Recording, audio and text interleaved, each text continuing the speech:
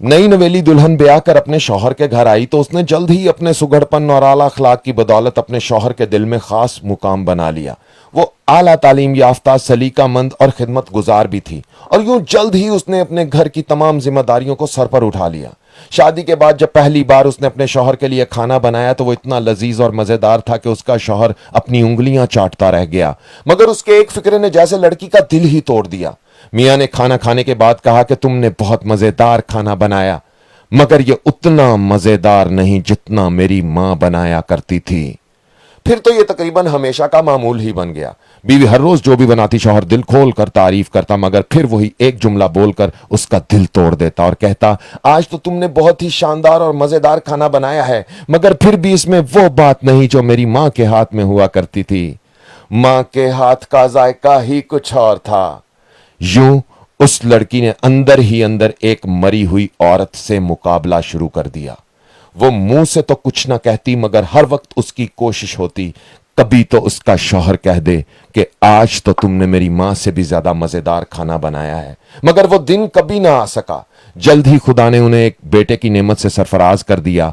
दोनों मियां बीवी बहुत खुश थे। जो भी मेहमान उनके घर आता वो लड़की के सुघड़पन, महारत और आला अखलाक की दिल खोल कर तारीफ करता। सबको उसके हाथ का खाना बहुत पसंद था, मगर उसके शौहर के वही पुराने जुमले हमेशा उसके दिल में कसक बनकर चुभते रहते।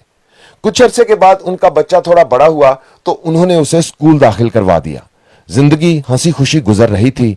लड़की को अपने शौहर से बस एक ही गिला था कि उसने कभी उसके बनाए खाने को अपनी मां से बेहतर करार नहीं दिया, मगर उसने कभी भी अपने शौहर से यह गिला ना किया और अंदर ही अंदर मन ही मन में इस सवाल का जवाब तलाश करने की कोशिश करती रही।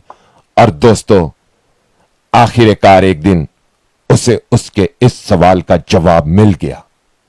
उस दिन उसका बेटा स्कूल जा रहा था और मां की तबीयत कुछ खराब थी, इसलिए लंच बॉक्स देने की बजाय उसने बेटे को कुछ पैसे दिए और कहा, बेटा स्कूल की कैंटीन से कुछ खरीद कर खा लेना। छुट्टी के बाद जब बेटा घर आया तो मां ने उससे पूछा, बेटा आज लंच में क्या खाया था? तो बेटा बोला, मां मैं कैंटीन से बर्गर लेने जा रहा था, मगर जब मेरे दोस्त ने देखा कि आज मैं घर से खाना नहीं लाया हूं तो उसने मुझसे कहा आज मैं उसके साथ ही लंच करूं, तो मैंने उसके मजबूर करने पर उसके घर से आया हुआ खाना खा लिया। मां ने पूछा, उसके घर से क्या पक कर आया था? तो बेटे ने बताया, उसके घर से मेरी पसंदीदा सब्जी भिंडी गोश्त बनकर आया था। मां ने बेटे से पूछा, खाना कैसा बना था? क्या मजेदार था? तो बेटे ने जवाब दिया, खाना तो बहुत मजेदार था मां, मगर उसमें वो जायका नहीं था जो आपके हाथ से बने हुए भिंडी गोश्त में होता है। बेटे की यह बात सुनकर मां की आंखों में आंसू आ गए।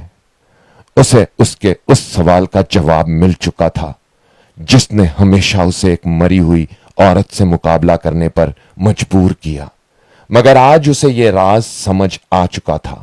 उसे यह पता चल चुका था कि दुनिया की हर मां जब अपने बच्चे के लिए खाना बनाती है तो उस खाने में सिर्फ उसके हाथ का जायका ही शामिल नहीं होता, बल्कि उसकी ममता के प्यार और चाहत का खास जायका भी शामिल होता है।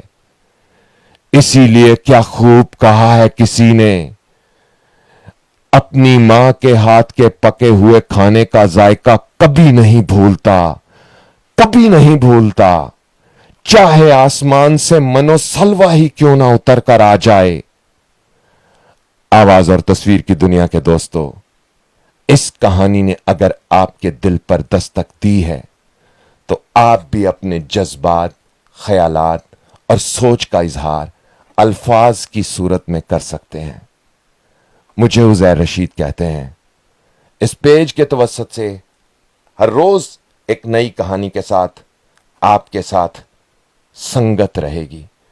प्यार और मोहब्बत की यह संगत कायम रहे। अपना ख्याल तो सब रखते हैं, आप उनका भी ख्याल रखा करें जिनका कोई ख्याल नहीं रखता। अल्लाह हो आप सबका हामी और नासिर। अल्लाह हाफिज।